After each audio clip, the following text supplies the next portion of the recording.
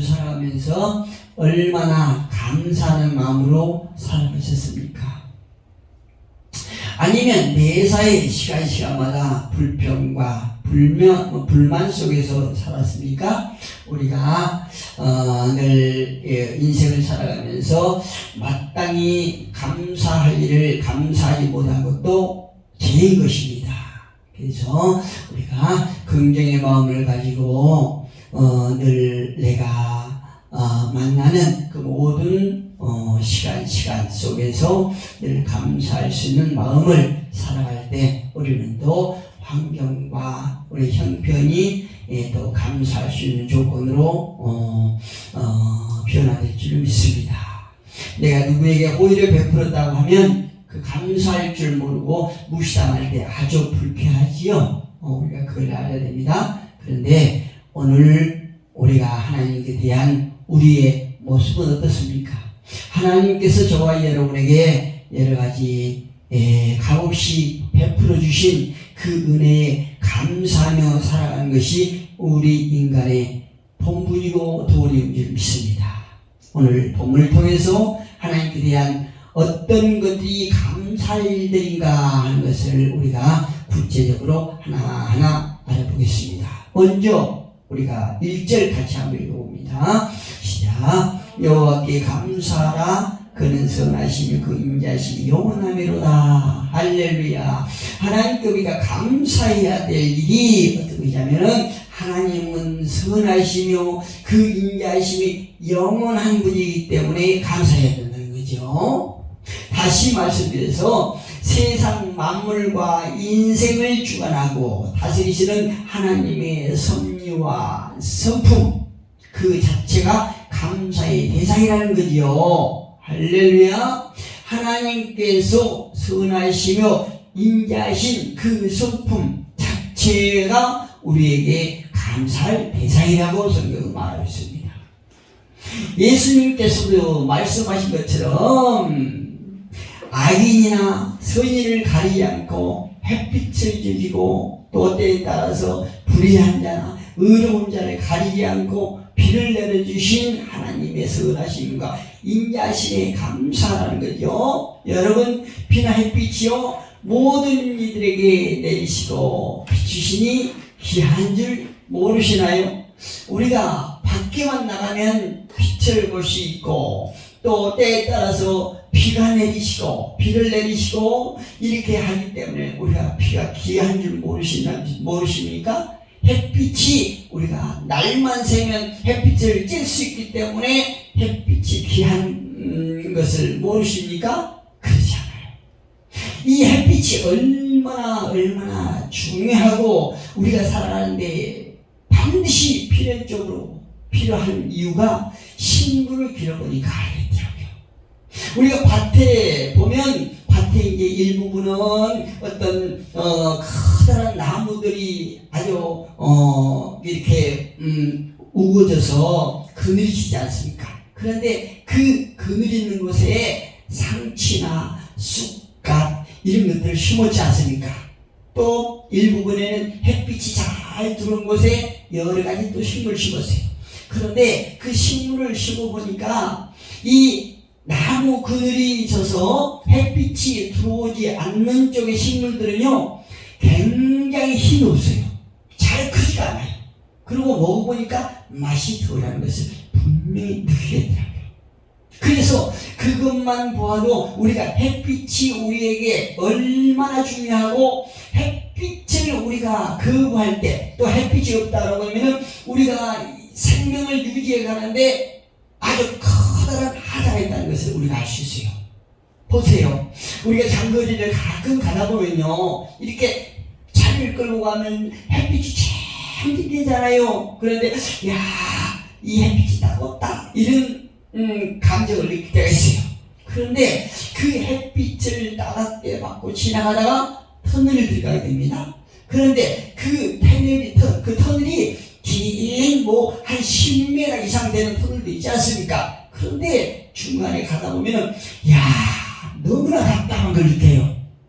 그러면은 그 답답한 감정에 조금 전에 그 햇빛이 다가오지만 그 햇빛이 나에게 정말 유리한 거구나. 정말 나에게 없어서는 안 되는 햇빛이었구나. 빨리 이 터널을 빠져나가고 싶다. 이런 충동이 막 느끼지 않습니까? 우리가 날만 새면 해만 뜨면 그 햇빛을 우리가 맞이하기 때문에 햇빛에 대한 감사가 없다라고 하면 안 됩니다.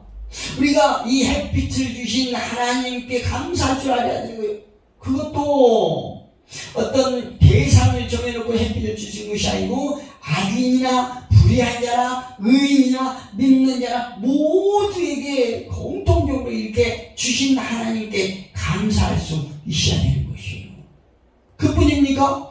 인간이요 푸른 대자연 안에서 살면서 맑은 공기를 마시며 호흡하게 하신 것만 또한 하나님의 자비로운 성품이 나은 것입니다. 할렐루야. 얼마 전에 우리가 강원도에 수련을 갔다 왔지요. 그 강원도에 가보니까 이야 가고 오고 하는 길에 산을 보니까 얼마나 새빨게 푸르릅니까?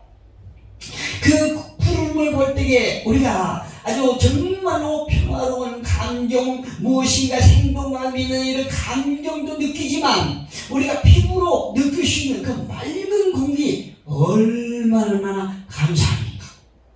물론 이 도심에도 지금은 이제 많은 어떤 숲이 있지만 그럼에도 불구하고 이 도심에서 우리가 이 대자연을 느끼기에는 조금 부족한 부분이 있습니다.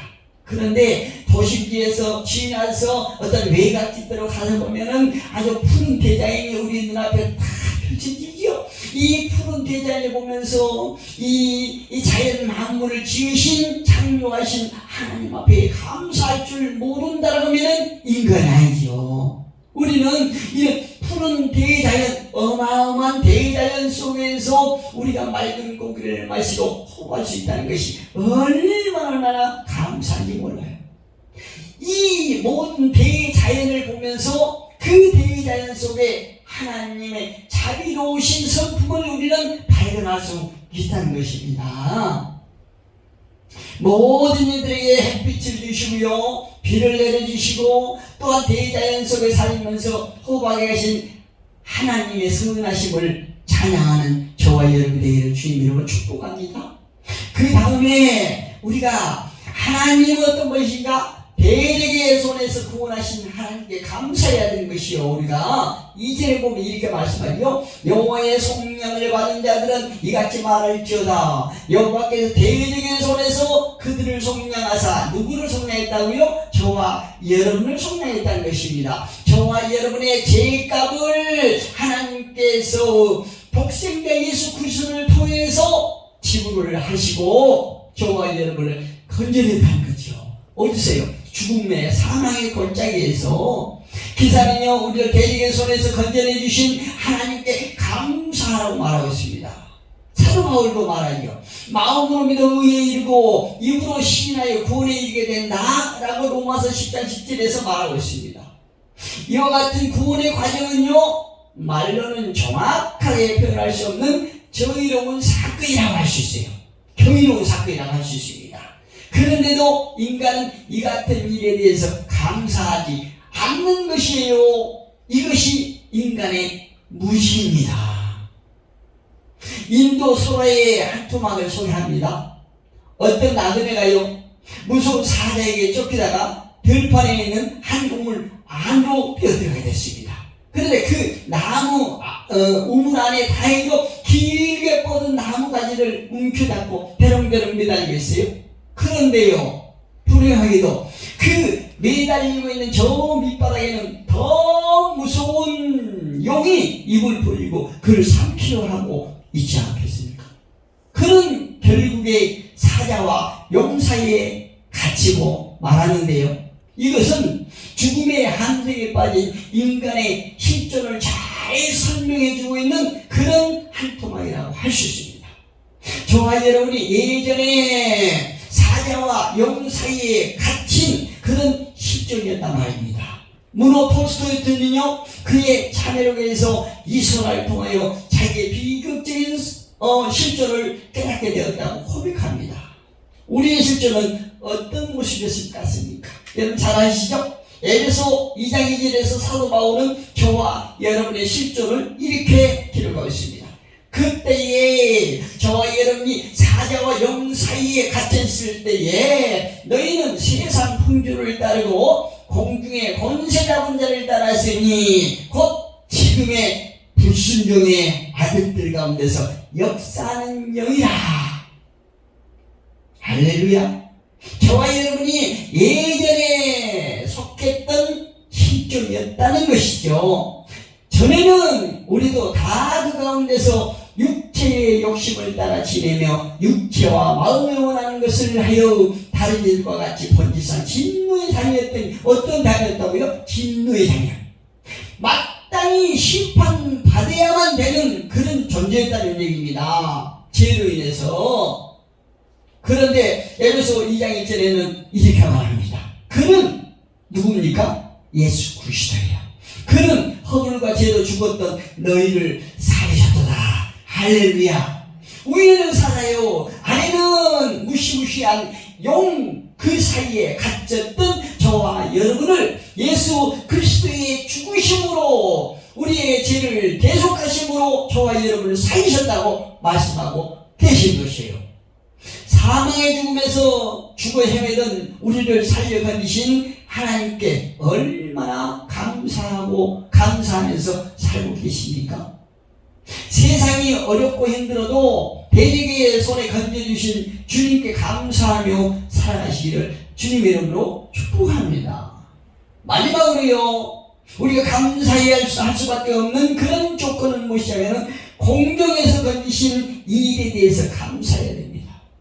우리가 매일매일 생활에서 하루하루 시분초를 가만히 저녁에 한번 생각해 보십시오. 오늘 또 정말로 어려운 일이 많았어요. 오늘 또 어제도 참 공경에 처한 일들이 많았어요. 그런데 그 결과를 보면은 하나님께서 도저히 아니하시면은 우리가 그 공경에 헤어나지 못할 수밖에 없는 그런 상황 속에서 하나님의 도우심으로 그 공경에서 건지심을 받았다는 것, 그 공경을 해결받았다는 것에 대해서 우리가 감사할 수밖에 없는 것입니다. 오늘 본문 4절과 9절에 같이 한번 읽어봅니다. 4절부터 7절까지 9절까지 읽어봅니다. 그들이 광야 사막길에서 방황하며 거주할 성읍을 찾지 못하고 줄이고 목이 말라 그들의 영혼이 그들 안에서 피곤하였더라. 이에 그들이 근심 중에 여호와께 부르짖음에 그들의 고통에서 건지시고 또 바른 길로 인도하사 거주할 성읍에 이르게 하셨도다. 여호와의 인자심과 인생에게 행하신 기적으로 말미암아 그를 찬송할지로다. 그가 사모하는 영혼에게 만족을 주시며 주님 영혼에게 좋은 것으로 채워주시리로다. 할렐루야. 저는요, 우리 가정을 바라보면서 지금까지 정말 많은 어려움이 있었지 않습니까? 순간순간 위기도 많았어요. 그런데 그 순간순간을 우리가 정말로 어려운 가운데서도 그 문제가 잘 해결하고 지금까지 오늘날까지 이렇게 올 수 있었던 것은 오직 하나님의 도우시며 하나님의 은혜 가운데 이곳까지 왔다고 저는 확신합니다. 그 저녁에는 하나님 앞에 감사합니다. 늘 감사한 마음이 들 수밖에 없어요. 하나님, 오늘도 하나님 은혜 가운데 이렇게 은혜 가운데 잘 지내 가시고 우리가 편안한 마음으로 편안한 잠자리에 이렇게 들게 하시니 감사합니다.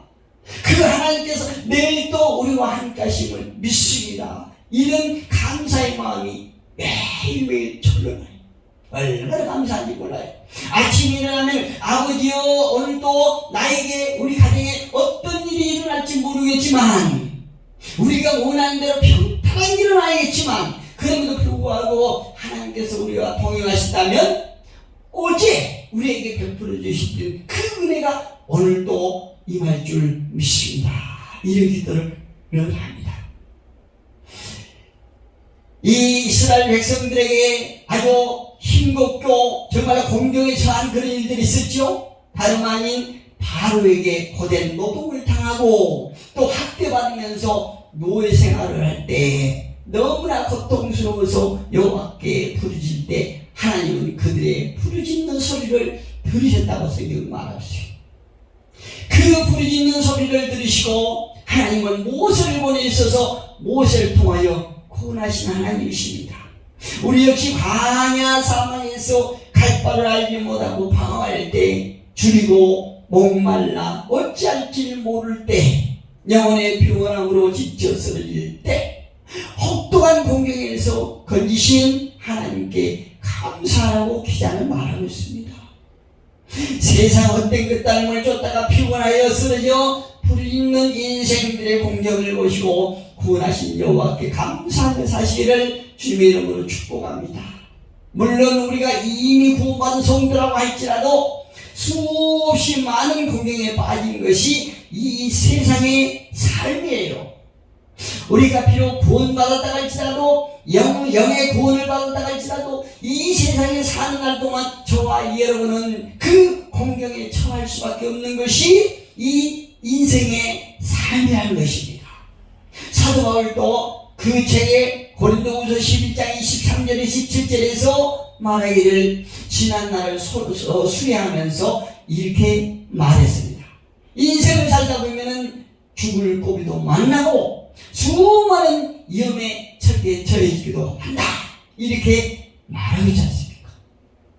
물리학자고 수학자였던 파스칼은요, 자기 일기에다가 이렇게 되었습니다. 의로우신 아버지여, 세상은 당신을 모르지만 나는 당신을 압니다. 할렐루야. 이렇게 적으면서 기쁘고 기쁨이고 눈물입니다. 너무나 하나님을 생각할 때 감사해서 기쁘고 너무나 감사해 눈물을 흘렸다. 이렇게 일기에 적었다는 거죠. 누가요? 파스칼. 저와 여러분에도 일기장에 이렇게 적었으면 참 좋겠습니다.